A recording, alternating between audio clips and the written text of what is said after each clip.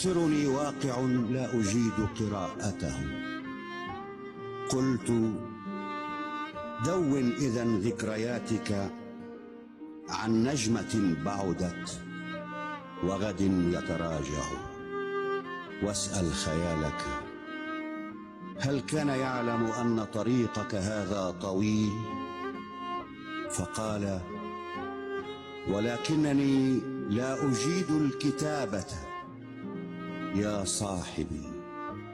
فسألت كذبت علينا إذن؟